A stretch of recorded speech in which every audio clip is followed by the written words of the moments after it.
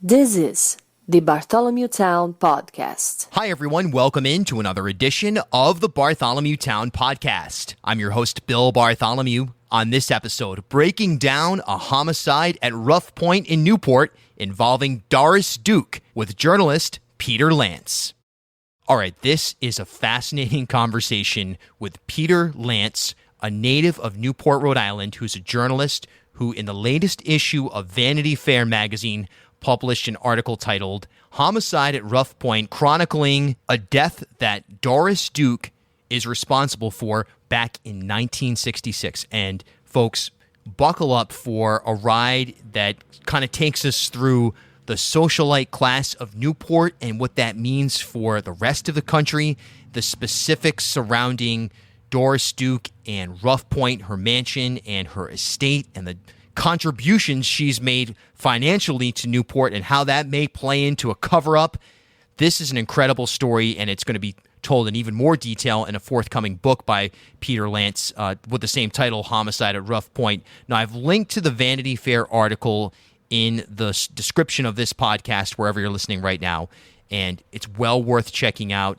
Homicide at Rough Point. Here we go. Peter Lance calling in from L.A. for a robust conversation. And by the way, new episodes of the Bartholomew Town Podcast every Tuesday and Friday.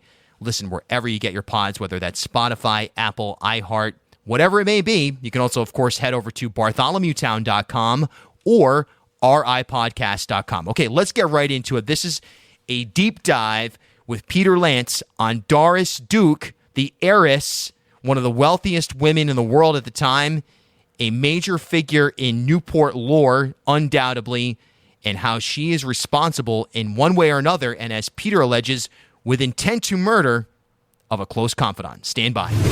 All right, well, we are here with Peter Lance, and many of you may be familiar with this piece that was just published in Vanity Fair, Homicide at Rough Point. And I'll just read the opening paragraph here to sort of set it up, and then we can kind of get into this.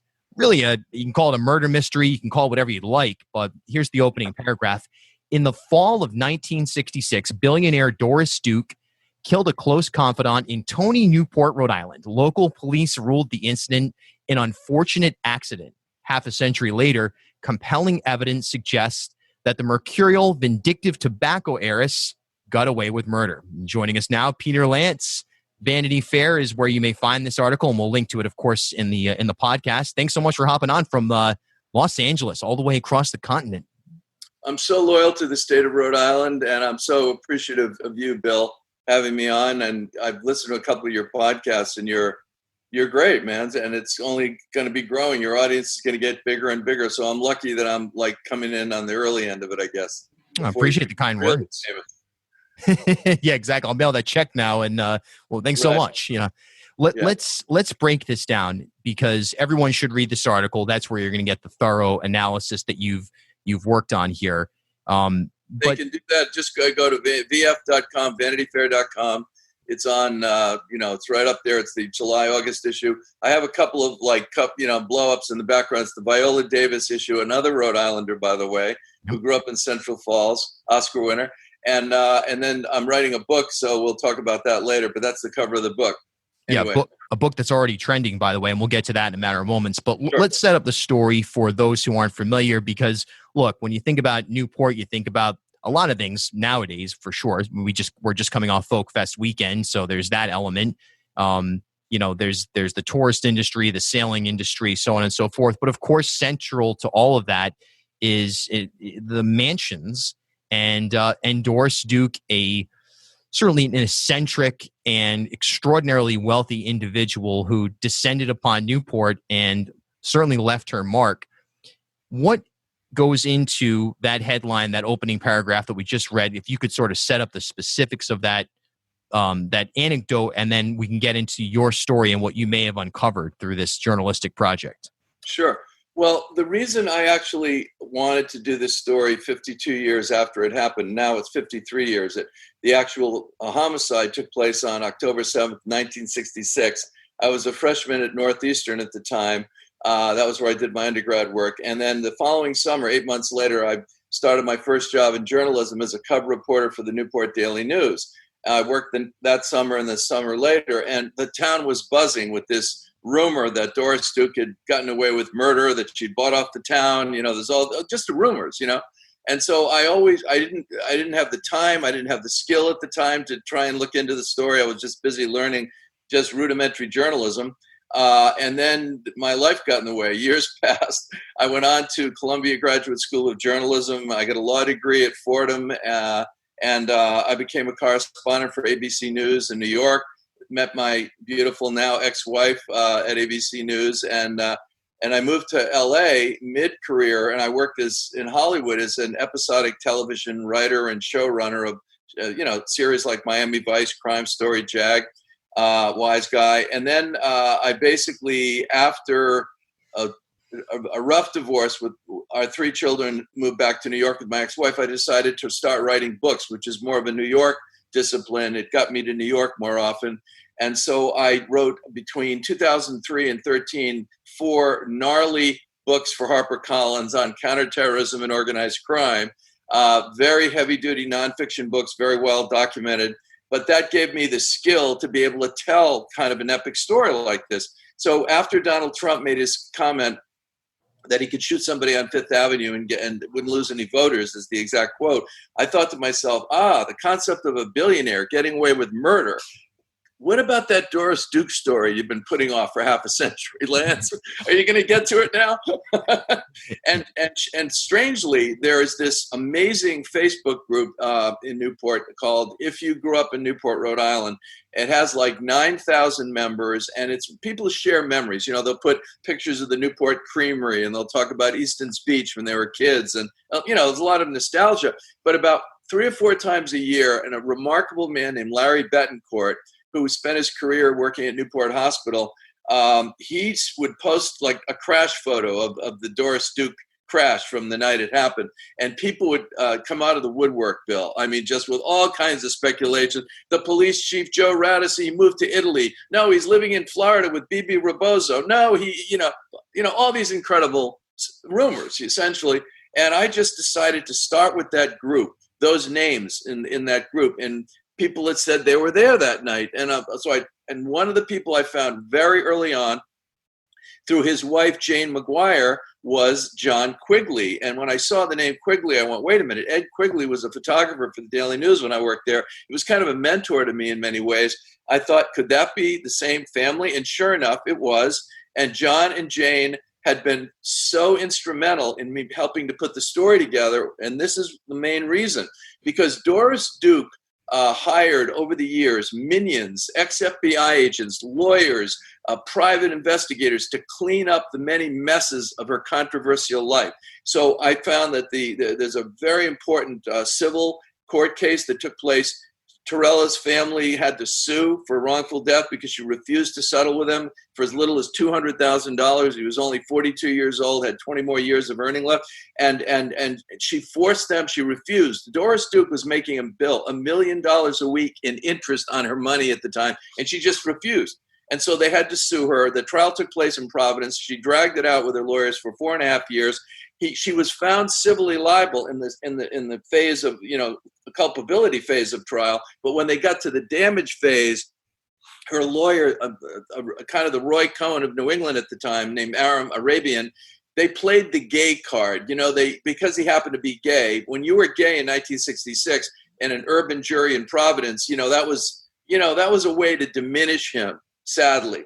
Tragically. And guess what well, you've read the article. In the end, $75,000 was the verdict to this family. And when the 5 sisters and 3 brothers split it up, Bill, they got $5,600 each. That, next to the death itself, was such an outrage to me that it just drove me forward to tell this story. From your piece, this is a quote: "She killed him twice. She destroyed his body, then eviscerated his memory." And boy, $5,600 a person for what is at minimum, it sort of looks like a murder situation. When you put your thinking cap on, even in a wrongful death suit, it does show, look, the tremendous influence that Doris Duke had and the tremendous injustice that was carried out in this case. You go into such great detail. I mean, this is a fantastic piece of journalism that, frankly, we rarely get here in Rhode Island. Just based on the realities of the business right now, there isn't this type of analysis. But long story short is they covered this up from the second it happened, one way or another, and within just a few days, it was ruled an unfortunate accident. Versus potentially Doris Duke running him over, kind of set that up for us. What may have happened? I want to describe the details of the crime itself. And look, we raised the Vanity Fair says compelling evidence it was a murder. I am saying, because I have much more evidence that's going to go into the book, I'm saying straight out, she murdered him with intent to kill. And I think I make a very good case of that in the piece, but believe me, it's going to be bulletproof, even though, there's no statute of limitations on homicide, but she died in 1993. So it's not like Doris is going to be culpable or anybody else would, but it's important to me to set the record straight. I want to say the woman that uttered that quote, that amazing quote, she killed him twice, was Eduardo's beloved niece, Donna Lohmeyer. She's 73 years old. And when I found her, that's when the story began to really open for me, because I really didn't know who Eduardo Torello was. In fact, for many years, because he had an exotic name, I mean, I'm a mezzo abruzzese, I'm half Italian, I'm 1/4 Irish, and I'm 1/4 Azorean, so I could probably run for governor in Rhode Island, as you know. I kind of had the basis covered. But anyway, I was, his name was Eduardo Torello, and I vaguely heard his name years earlier. I thought she had killed Porfirio Rubirosa, her second husband, who was a Dominican, and he was known as kind of the playboy of the Western world. He was this famous playboy. But when I finally met Donna and I finally began to understand who Eduardo was, and keep in mind, as I say in the piece, Bill, when the New York Times spent 3/4 of a page on her obituary when she died, because she was a world figure, and there were many positive things about Doris Duke who we can get into, but she was just this kind of notorious, larger-than-life figure, left $1.3 billion when she died. And, the controversy surrounding her butler, Bernard Lafferty, was very well known. In fact, there was a 4-hour miniseries wherein Lauren Bacall played her and Richard Chamberlain played him. And then in 2006, there was a film for HBO called Bernard and Doris, with Susan Sarandon playing her and Ray Fiennes playing the butler. So people kind of knew that she was controversial and had scandal connected to her. But in the New York Times obituary of X number of thousand words, he only got one sentence of 35 words, 36. And in the LA Times, where she died, he got even less space. So again, her minions did the job effectively, because this was a real scandal in her life that she succeeded in covering up. So the case file, the 10-day trial in the state of Rhode Island archives is missing. Imagine that. The second biggest trial after Von Bulow, arguably in Rhode Island recent history, involving a member of the summer colony, gone, vanished, okay? I had to do a lot of the initial coverage from the Providence Journal, which is very hard. Their archive, unfortunately, is not very good. So the police report was reported missing in 1990, okay? And that's a whole chapter in my book, how I eventually got the police report, which is what fills in the details on intent to kill murder. But again, I was up against this, very difficult, powerful, her foundation, the Doris Duke Charitable Foundation, when she died, was worth $1.3 billion. Now it's over $2 billion. I'm not exactly sure how that works. I understand interest, but how do you give money away and then make that kind of money? Right. I'm not sure. I'm going to look into that for the book. But the bottom line, Bill, is that I just was able to do this with the help of Donna Lohmeyer, the greatest single researcher I ever worked with my entire career, including ABC News. And then she filled in who Eduardo was. He was a war hero. He won the Bronze Star for the Battle of the Bulge. He carried a 30 caliber machine gun through the Ardennes forest. I mean, and he was a Renaissance man of epic proportions. And if anybody deserved to live, it was Eduardo Torello. And she crushed him to death physically and then metaphorically. Years later in the trial, at the age of 42, he dies. And that's the Shakespearean tragedy. As I say in the piece, a woman named Paula Zanet, one of his oldest friends who I interviewed, is 86. She said, she killed him on the night before the rest of his life because he had just told her that he was leaving her minutes before she ran him down. That was the motive. She was a notoriously jealous Scorpio, born November 22nd in 1912, and she just the idea of anybody leaving her, her former common law husband, Joe Castro, who was a accomplished jazz pianist and band leader. She was with him for 10 years. She stabbed him with a butcher knife, 150 stitches one night when he made a joke about her piano playing. So she was very violent, hyper violent, and there was drugs and alcohol. We don't know about that night because the other thing that she did, apart from essentially buying the police chief, Radice, she also hired Dr. Philip McAllister, who was the county medical examiner at the time, whose job it was to determine the cause of death. She put him on her payroll as her private doctor, and he kept her locked up in Newport Hospital the night of, so that state investigators, this amazing man named Louis A. Perotti, who's still alive, I tracked him down, one of the original investigators, came all the way down from Providence that night,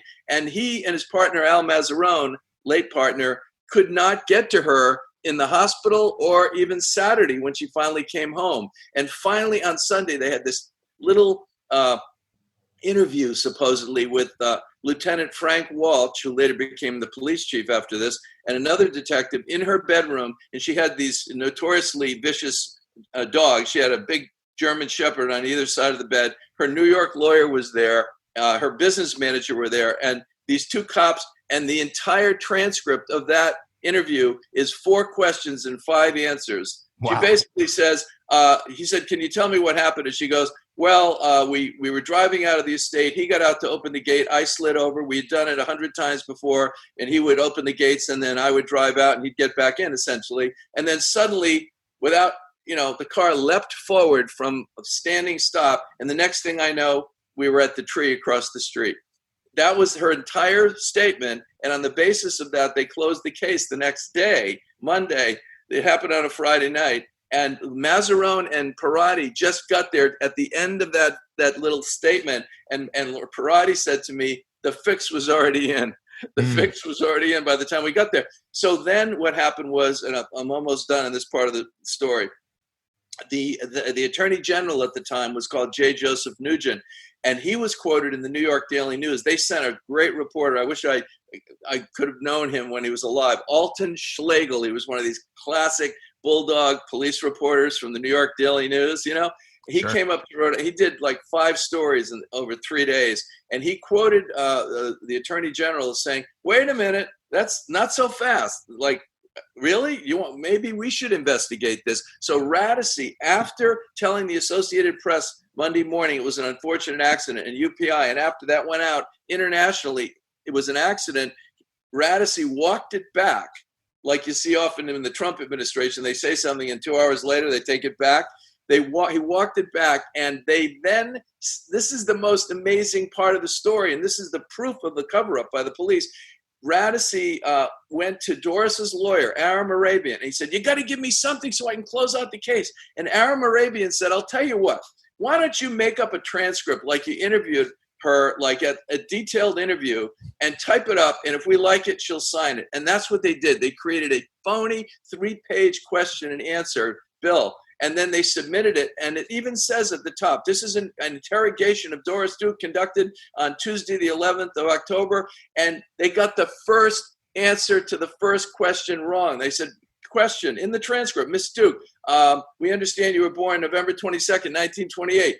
And they got it wrong. Her birthday was 1912. So she had to cross it out and initial it. So if that had been done in real time, right, the stenographer would have just typed what she said in real time.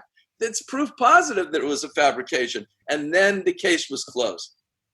You can't make it up. You can't. Yeah, it's unbelievable. I mean, that's exactly what it is. There's no way to make up something like that. So you've got a situation where Torillo is on the verge of, as you say, leaving the Duke empire, for lack of a better term. He is a senior advisor on all of Doris Duke's estates. He designed.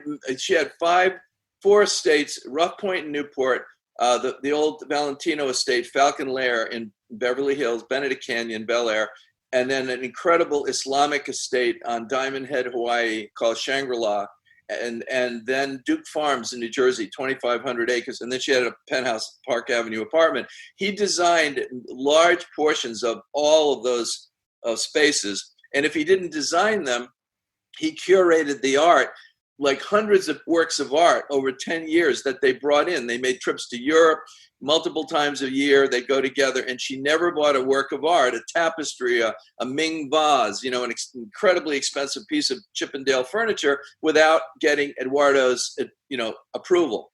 And in fact, that's where they were headed that night, to pick up a statue called a reliquary of Saint Ursula.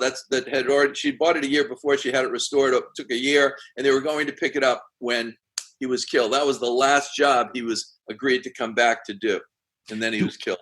Do we know why he was leaving Doris Duke, essentially, for lack of a better way of putting it? Why was he leaving this inner circle of one of the most powerful, wealthiest individuals on earth at the time?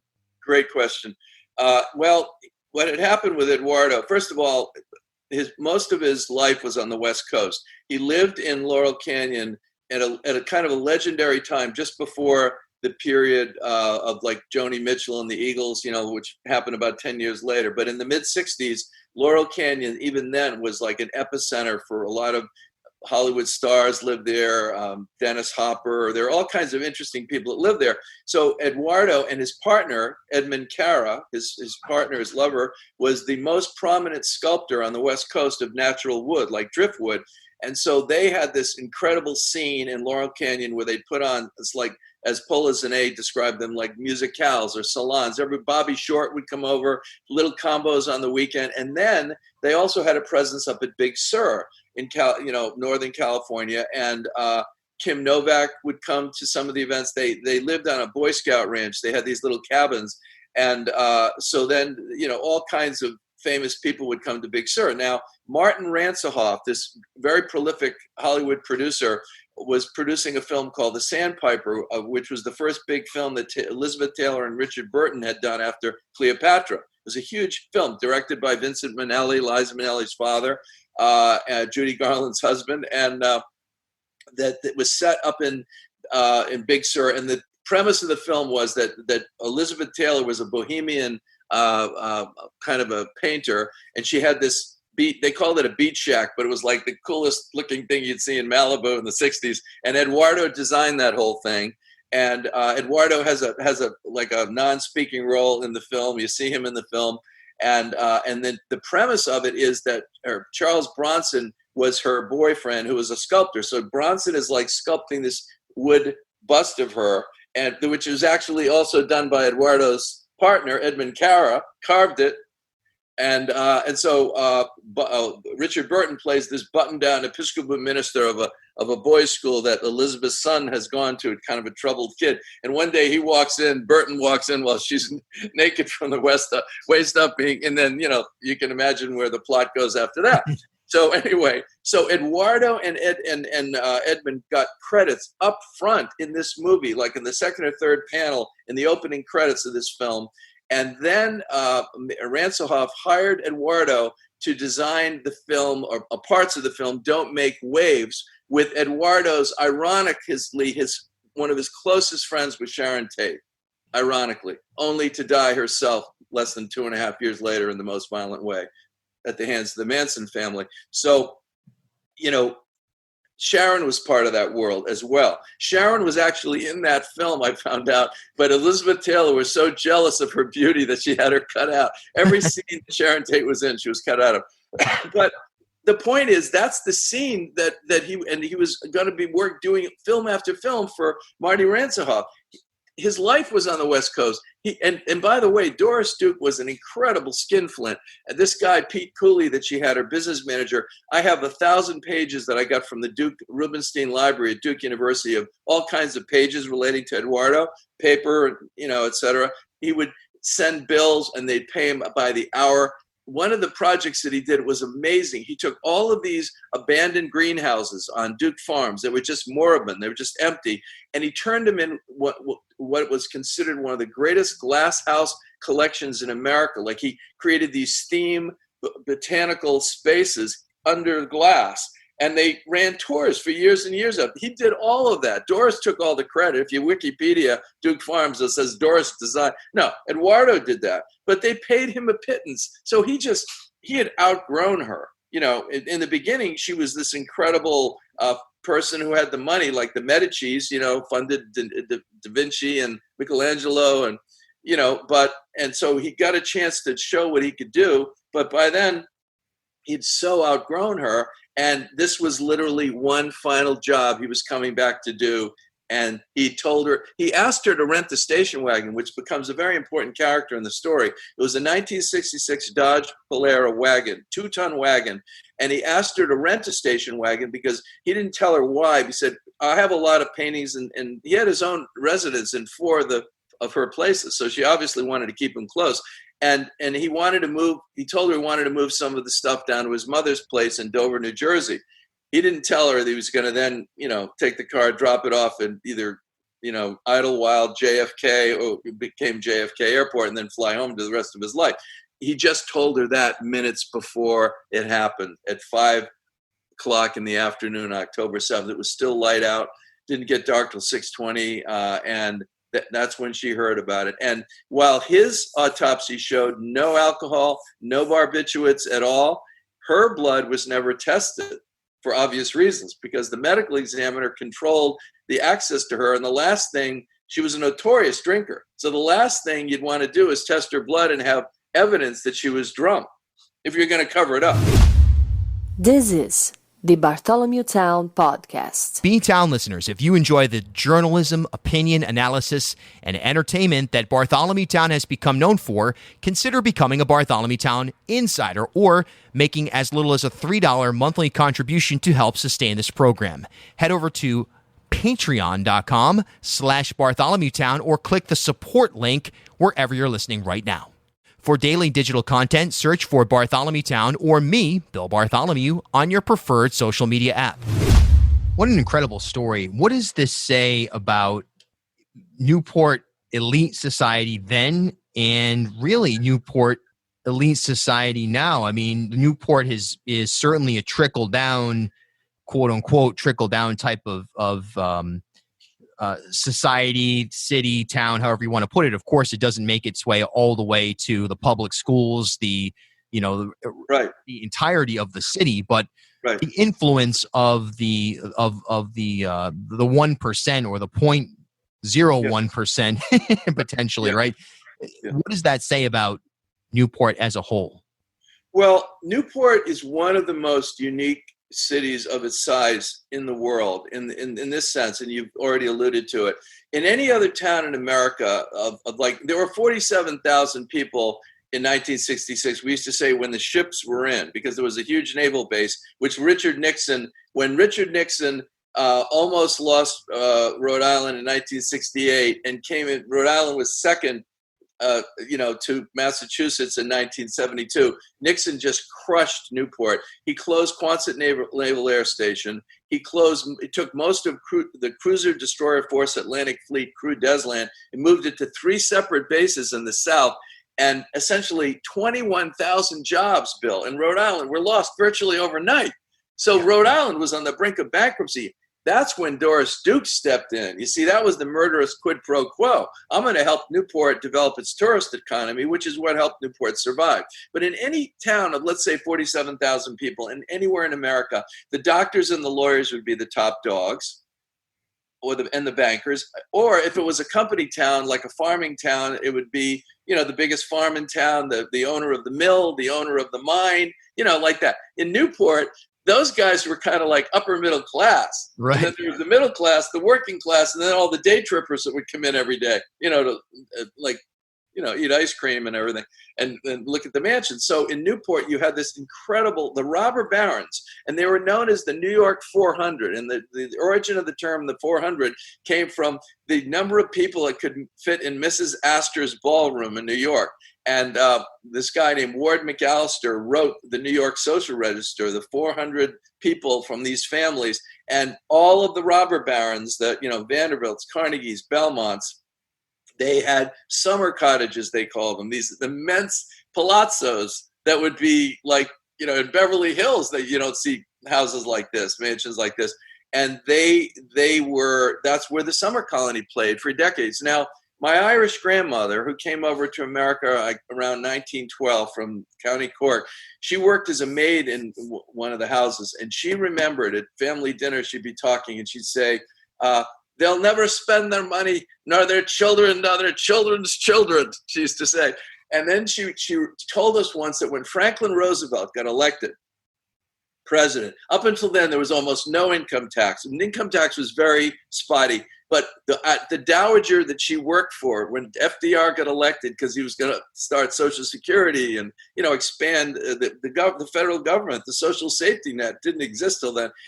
This woman put up black mourning crepe on the windows to mourn the election of FDR, who is considered one of them who turned against them, if you will. Okay.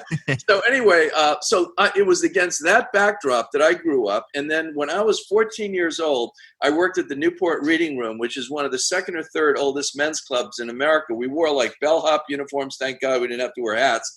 And we served drinks at the age of 14. I mean, any other bar in town that did that would have had their license pulled. But as we say, these people had their own set of rules. So I grew up listening to the stories that these guys would tell in the club, listening directly to them, and then I'd hear secondhand. And virtually all of my friends, they worked as bar boy, like a tennis, the casino, ball boys for tennis, or they worked at Bailey's Beach, or they worked at Ida Lewis Yacht Club. So many kids in Newport of my generation, and for years before and after, were like kind of around these people.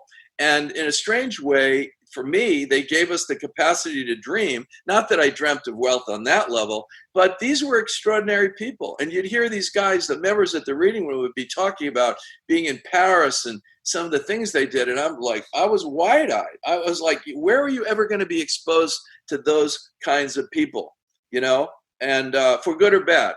And so it just gave me, and we would go around every summer.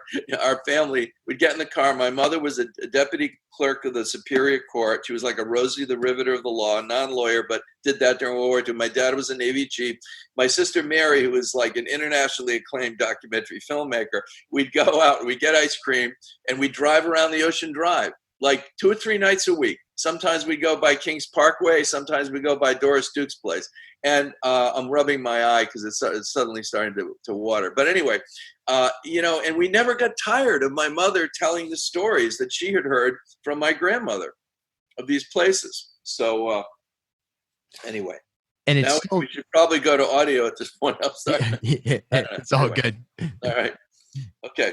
The legacy of this incident in and of itself today, in just frankly in the world as a whole, but certainly in Newport, and this is another line from the piece, I saw it as a story of class, privilege, and wealth, one that resonates more than ever in the Trump era. Yes. How true is that? I mean, of this particular case where you have someone who, through quote unquote benevolence, seems to have bought her way out of potentially spending significant time in jail? Yeah, I mean, I think that how do you define a bully? A bully is somebody who does what they do because they can. Okay? And Doris was, she was a woman, but she was as much a bully as you can imagine. I mean, she understood when, let me tell you how she got out of the stabbing of the 150 stitches of the common law husband. Because you have to past this prelude, right? You have to understand what was going through her head at the moment. Because if we have enough time, I'd like to take you through the actual homicide itself. Please. Leading up to it. But Doris Duke, when in Hawaii, she started seeing Joe Castro in the early 50s. And to her credit, she loved jazz. She was very racially tolerant. She had a voracious sexual appetite for both men and reportedly for women, but certainly for men. A lot of alpha males, from General Patton to Marlon Brando to Errol Flynn. She had a long affair with Duke Kahanamoku, the famous Hawaiian surfer and Olympic champion, who was rumored to have been the father of her child, Arden, who died a few days after birth. Anyway, Doris loved jazz. And so with Joe Castro, with being this band leader and pianist, he, one night there she was playing and he made some kind of a crack about her skill, and she just flipped out, ran into the kitchen, grabbed a butcher knife, and literally sliced him 150 stitches. And he, shortly thereafter, she had bought Falcon Lair for them, the Valentino estate. And that was in 1963. And then they, back and forth, a very difficult relationship, roller coaster ride, fueled by booze and barbiturates. And finally, she threw him out like on New Year's Day, 1964, because he'd been seeing this young, beautiful singer in Hawaii named Loretta Haddad, who he later married. So Joe's now on the streets of, LA, and he gets a lawyer in 1964, and he files 3 lawsuits against Doris. One for assault and battery, asking for $150,000 in damages, I think. Then he wanted the common law marriage recognized because, they'd been together for 10 years. So that he would qualify for alimony, of which he asked in a separate suit $5,000 a month. Okay, and so he had this lawyer named Brown, very competent lawyer, and the way they handled this was that Doris hired a lawyer named Hughes, and it was an ex-FBI agent in Honolulu. And I have a lot of his memos, and I'm going to really devote a lot of time to this in the book. And he decided he was going to use what he called Fabian tactics in order to win this thing, extra legal tactics. And they basically kidnapped Joe Castro off the streets of Honolulu because he went back to Hawaii. And they held him incommunicado for several days until he basically renounced the lawsuit. And then Doris said, "Don't worry, I'll put you in my will. I'll set up a record company for you," which she did. She had already bought him like $100,000 Gullwing Mercedes, so he moved back home and he renounced the lawsuit. But that's how she got away with that stabbing. You see, with her power. So she just knew instinctively that, I'm going to do what I have to do. I think the murder started out as what could have been manslaughter. In the sliding scale of culpability involving violent death, manslaughter is at the least culpable end, and intent to kill murder is at the most culpable end. You, with malice aforethought, you plan to kill somebody, and then if you're drunk, and that brings you a little bit closer to intent to kill murder because you intentionally got yourself into a state where you were incapacitated, and that led you to a deadly act. Well, anyway, so. We could talk about, if you want, whenever. You're asking great questions. So you can lead me anywhere you want. But when I finally put the pieces of the puzzle together, and I want to give a shout out to these great ex-cops in Newport, retired officers who worked the case that night. One very important one was called Edward Angel. He was just a rookie. He'd only been on less than a year. He got there within minutes of when it happened, and I interviewed him. I interviewed one of the first witnesses on the scene. It was a naval ensign, a young woman who had just been commissioned. She was a nurse, and her parents were going around the drive, for a spin, and she arrived. And a lot of the other cops involved, the first cop to talk to Doris at the hospital, and they gave me fragments. They knew that Radice had covered Joe Radice was the police chief. He'd been on the job for 42 years. The last year of Joe Radice's tenure as police chief in Newport, Rhode Island, he made $7,000 a year. But eventually he bought 2 condominium apartments in a new building in Florida. Now, you follow the money. Can I prove that the funds came from Doris too? Right. But as Dan Rather once said in the Westmoreland case, this famous libel case, against General Westmoreland against CBS. Dan Rather, I can't do a very good Dan Rather, but he said of this case about circumstantial evidence is, if you go to sleep and there's no snow on the ground, and that's David Brinkley I'm doing, but anyway, and you wake up and there's snow on the ground, you can infer that it snowed that night. Okay?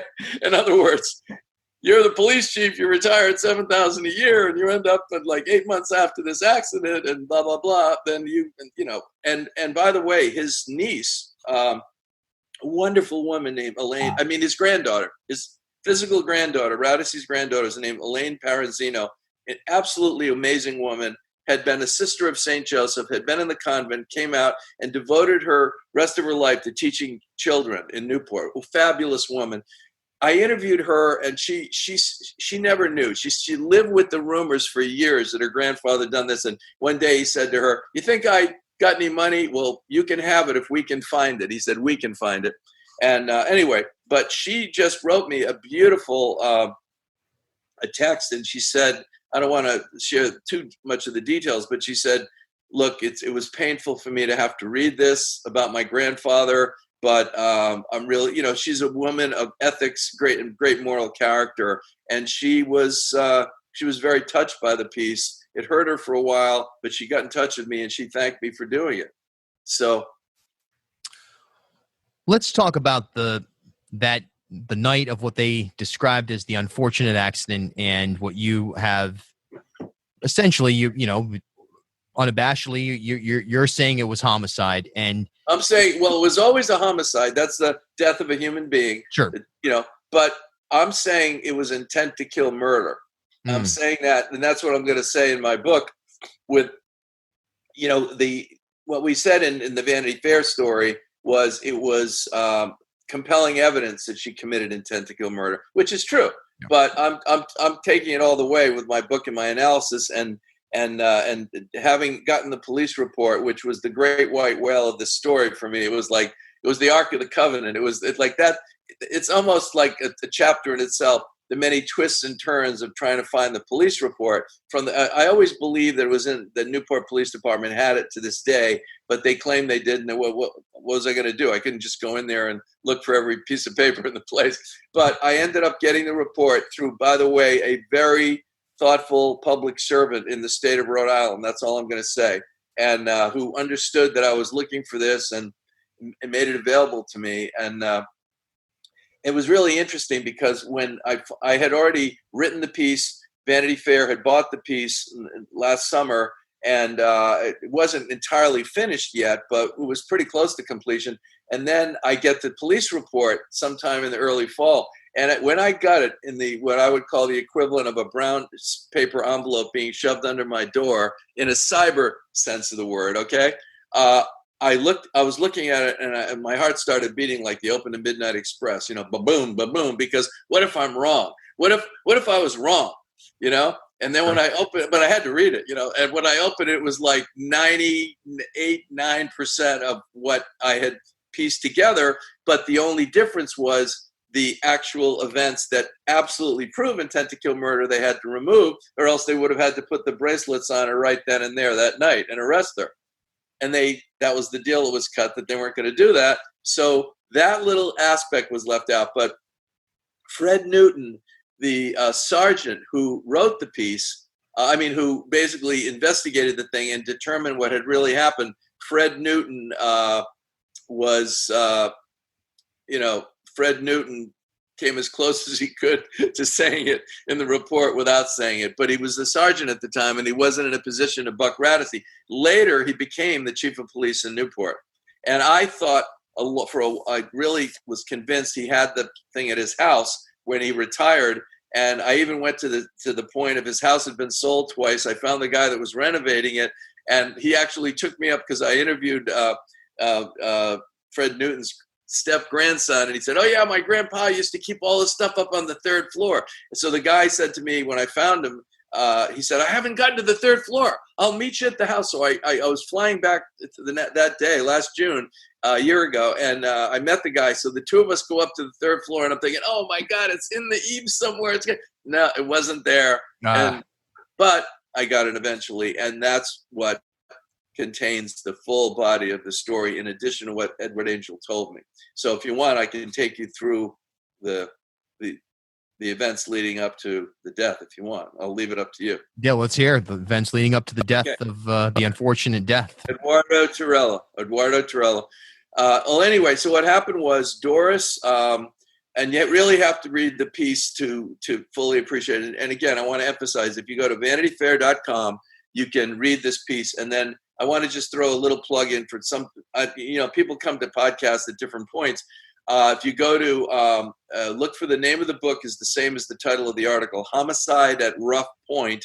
And there's a pre-order page on Amazon, and you can look, there's a sample of the introduction to the book, there, and you can put in a pre-order for the hardcover, and nobody gets charged till the thing ships when it's finally done. It's going to be a really major 386-page book, and it's going to fill in so many of the blanks, and it's going to also be a celebration of Newport, Rhode Island, and talk about the history that you alluded to earlier, the many classes of Newport, some of the quirky stories of Newport. But so what happened was that they were heading out to pick up a thing called a reliquary. And a reliquary, I happen to be an altar boy from the days when the Mass was still in Latin. That's how old I am. But I'm kind of a defrocked Catholic now. But a reliquary, Catholics have always revered relics, the bones of saints. They allegedly have some kind of spiritual power.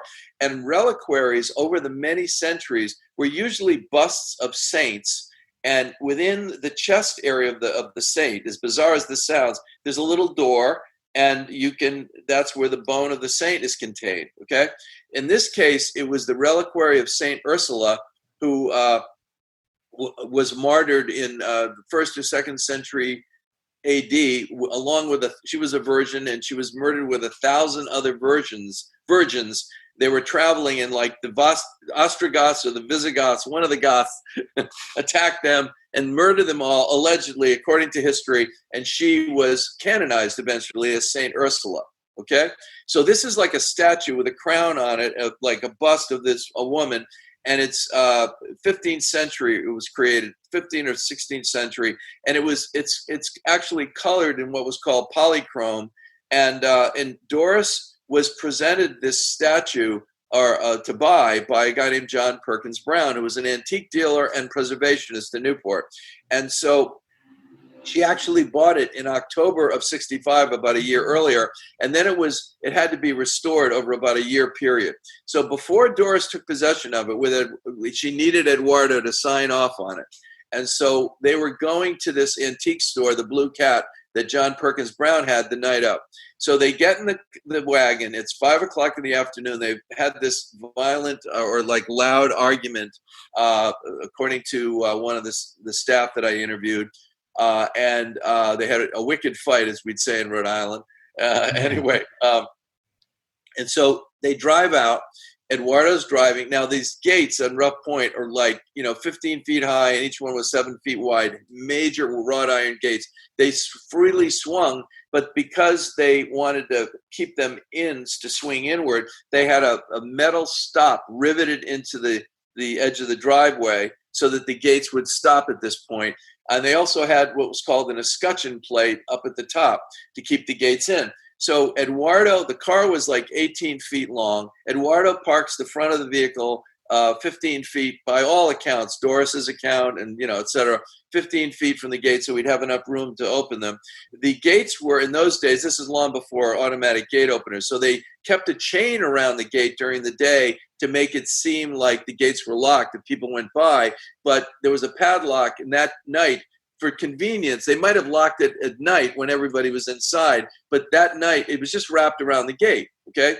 And they later found that the padlock, the chain it wasn't snapped, it was just, with the padlock through one of the hasps, they found it the next morning outside the gates, which you're going to hear how they were blown out by the crash. So what happened was Eduardo just has time to get to the gates. Doris slides behind the wheel, and then she makes essentially 4 affirmative acts, intentional affirmative acts. Number 1, she slides behind the wheel. Number 2, not necessarily in this order, she puts the car, he left it in drive, and he left the parking brake on. Now, one of the servants told me that there was a story among them that somehow he left it in drive with the parking lot, but he put it in essentially park. He put it in park, because he wasn't going to turn his back on Doris Duke, knowing what he knew about her under any circumstances, and put it in park. And this servant told me this is the misnomer story. This is the phony story that Doris, I guess, told the staff, who were shocked by this because they loved Eduardo. This fellow said to me, well, a lot of vehicles, you set the parking brake with your foot. And then in many, including my old Volkswagen, you could actually pull back on the parking brake with your foot to release it.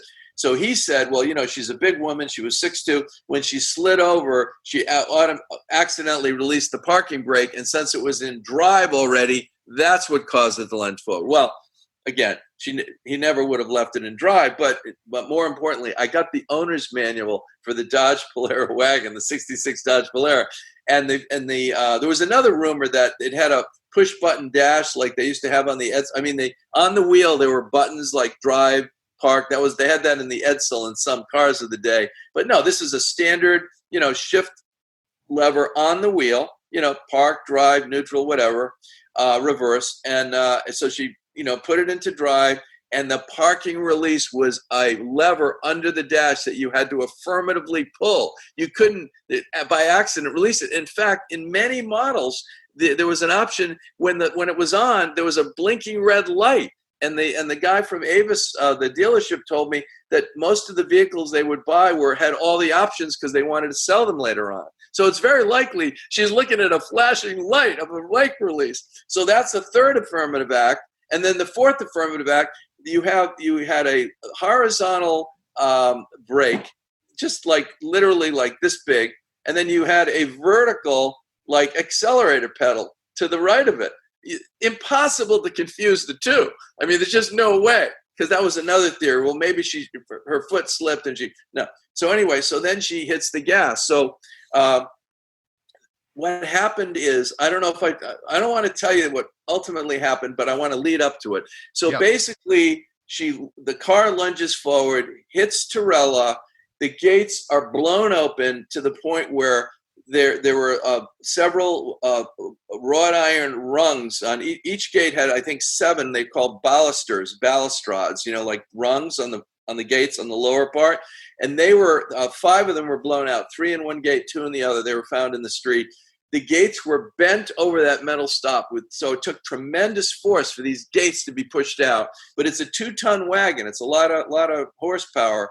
And then ultimately, he is found under the rear axle across the street. But as the car races across Bellevue Avenue, which was 80 feet wide, it hits a post and rail fence on the estate on the other side, knocks down 20 feet of it, and then comes to rest against a tree, kind of like sideways, parallel to Bellevue Avenue. She's behind the wheel, dazed, and he is dead under the rear axle. Okay, so that's what the cop finds when he first arrives, Eddie Angel, and that's this. So let me just take you to that part of the story, and then we'll revert back to what I ultimately found, okay?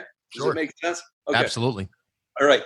So Eddie Angel, the first cop on the scene, arrives, and when he arrived, Doris Duke is he literally got it was first called into the Newport Fire Department at 5:07, and he had just gone on duty, and he had like the Avenue beat in his unit, in his police unit.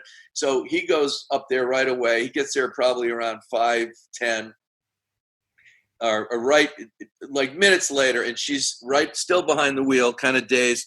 And he said, Peter, I was a rookie cop. I see this woman, and I didn't really know who she was. I saw this estate across the street with the gates open. I figured, I knew the car had come from the estate, so I figured she was this rich woman.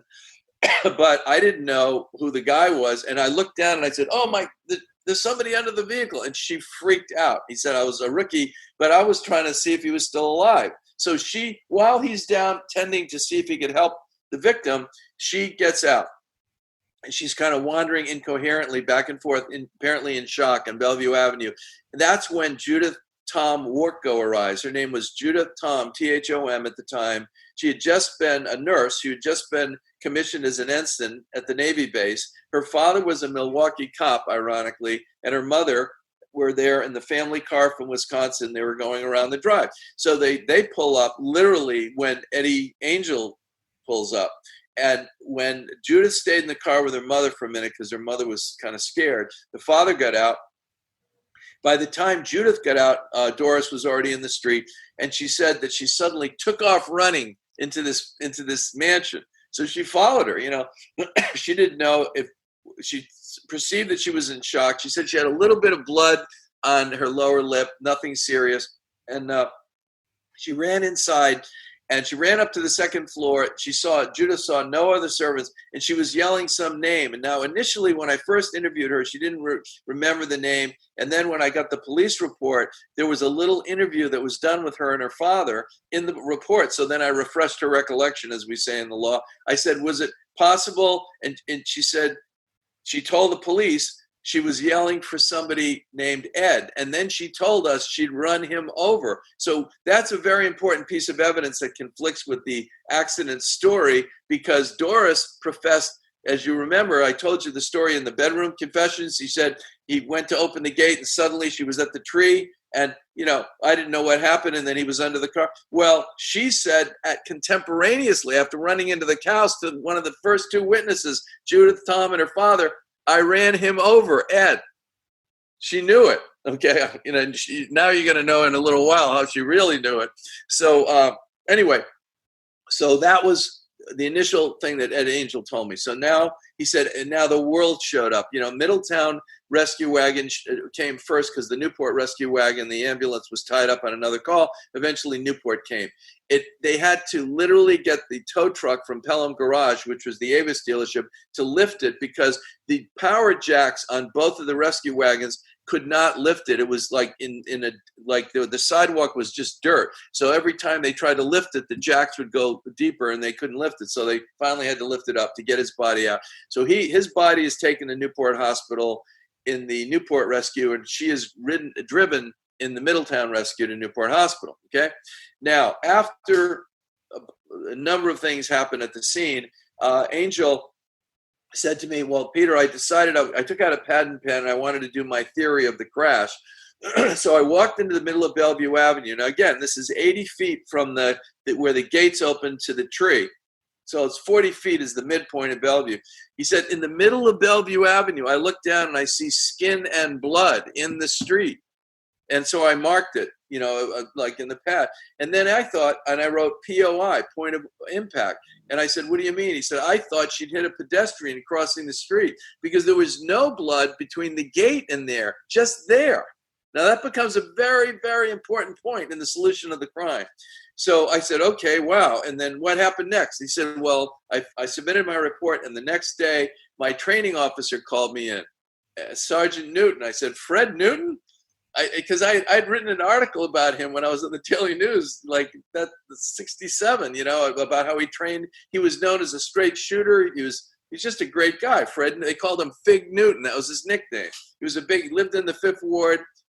Anyway, so Fred Newton, I said, you're kidding. So what happened? He said, well, Fred said, you got it wrong, kid. I want to meet you up. Let's go. We'll go back. Meet me up there this afternoon. This is the next day, Saturday, okay?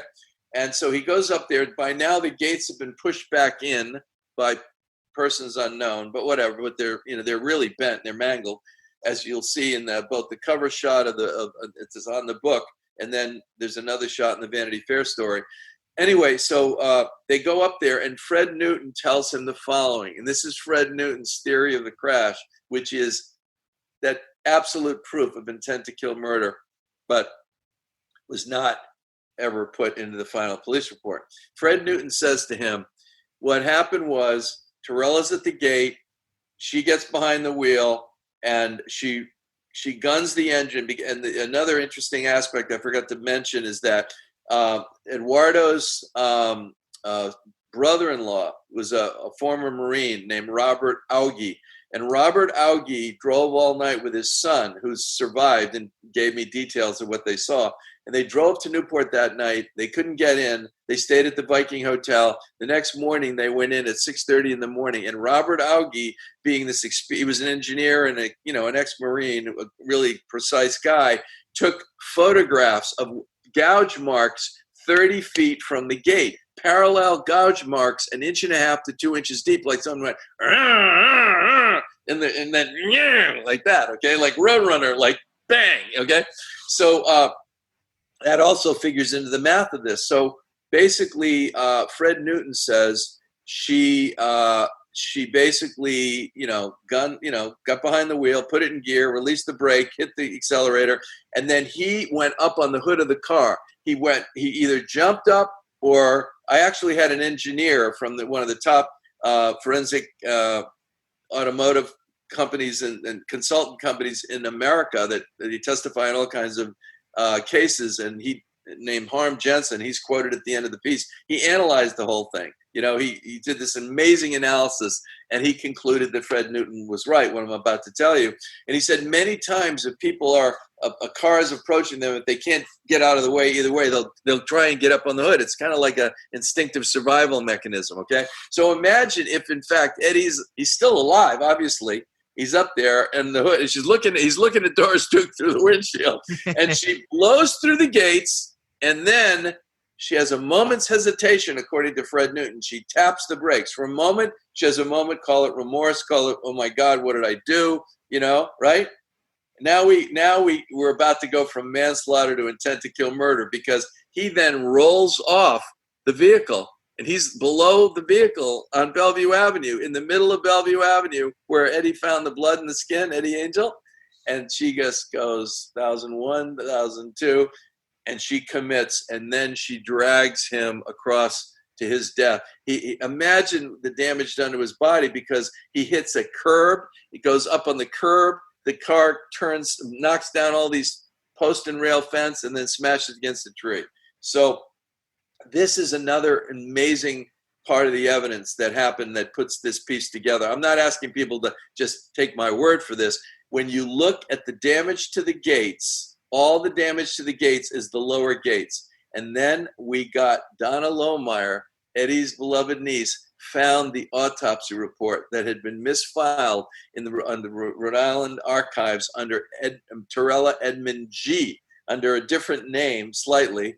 And she got the report, and the report shows all the damage to Eduardo except for a broken right hip, his upper body, his thorax, is just his vertebrae, his brain, just everything is upper body. So if she had hit him, if she had crushed him against the gate, which Chief Radice is quoted as saying right around the time it happened, she just crushed him against the gate and then blah, blah, blah. No, if she'd crushed him against the gate, there would have been blood all over the where the gate was, the opening, and then two, the damage would have been to his lower body, not his upper body. So this Fred Newton conclusion was crucial. And then how did I put the pieces together? I want to go back to John Quigley, who I mentioned early on, and Jane, his wife, Jane McGuire.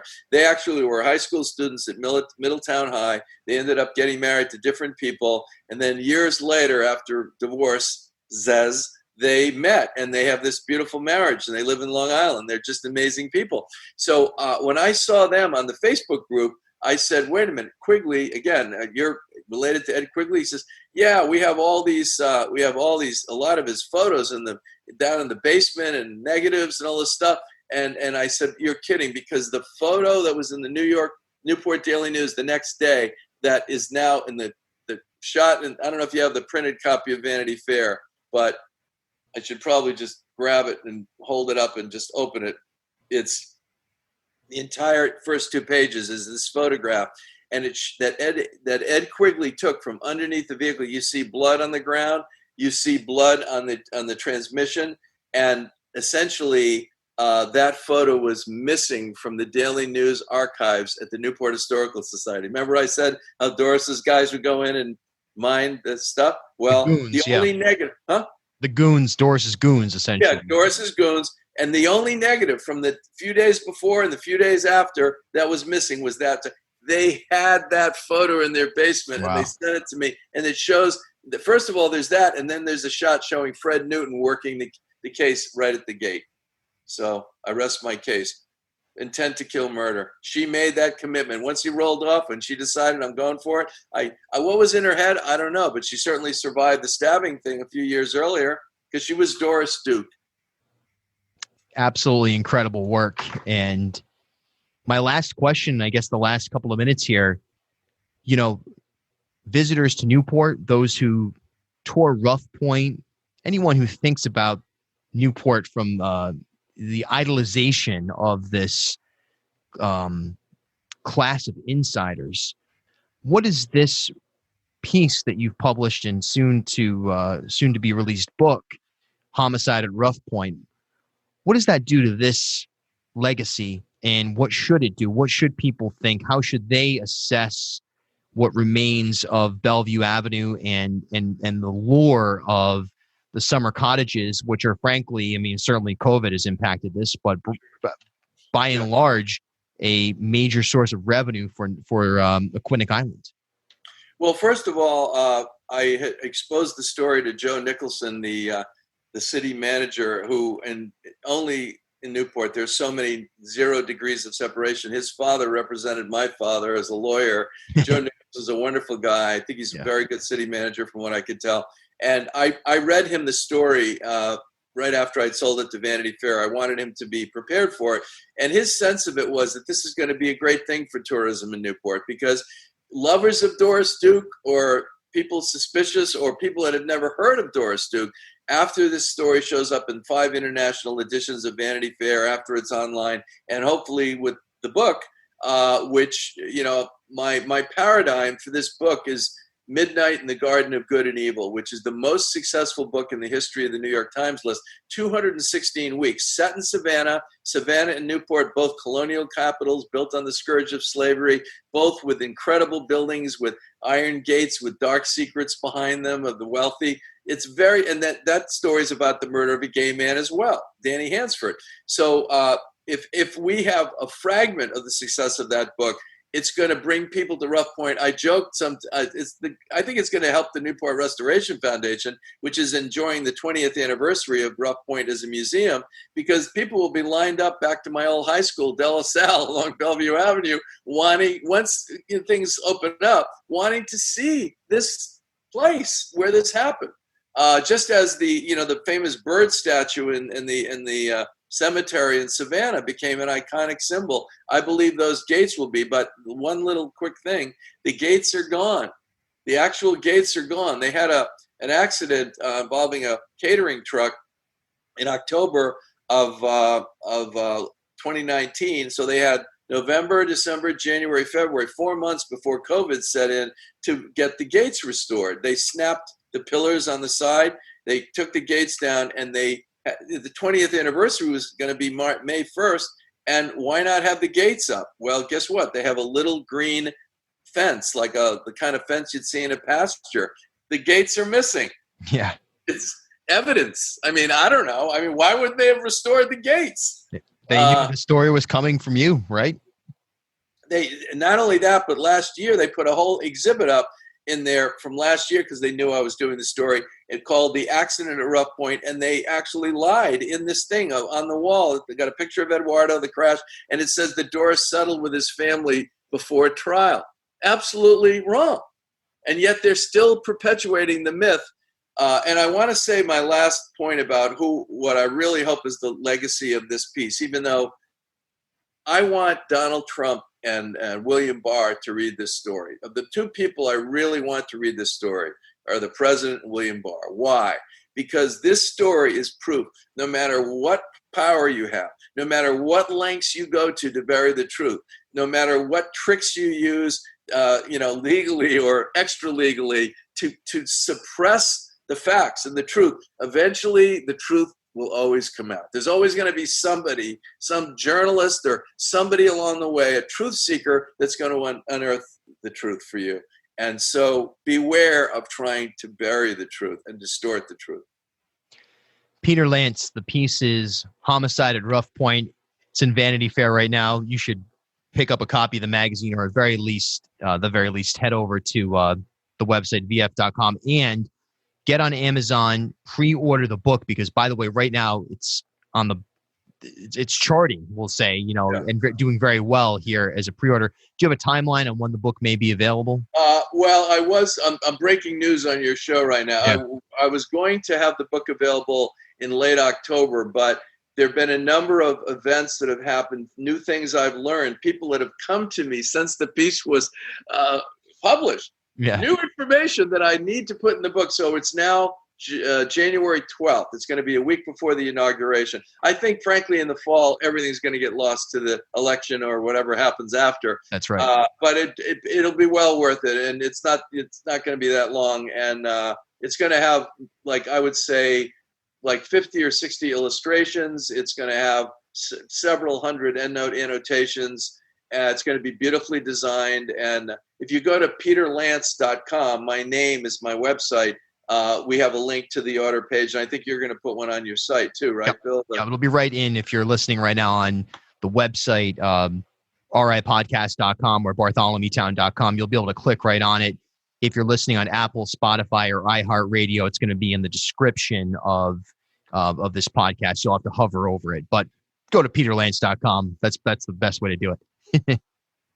Well, thank you so much. I'm really thrilled, and I hope whenever I can fly safely again, we'll get down to Pasta Beach in Newport, and I'll take you to dinner, and just we'll pick up the story from where we left off now and see what has developed. Well, you just named my favorite pizza place. Well, I shouldn't say that in case someone at Marcino's listening, or Nicholas Pizza or whatever. But one of my favorite pizza places on the island. So great work, and it's great to see Rhode Island in a real context, because it's not the praisatorial. Hey, look, we've got sailboats, we've got this, we've got that. It's between this piece right here and exposing a culture that is prevalent, and just sort of the nature of COVID-19 and a lot of attention going to the governor. I think Rhode Island nationally right now is really, it's getting some teeth in a very non-trendy way, in a more in-depth way, and that's nice to see.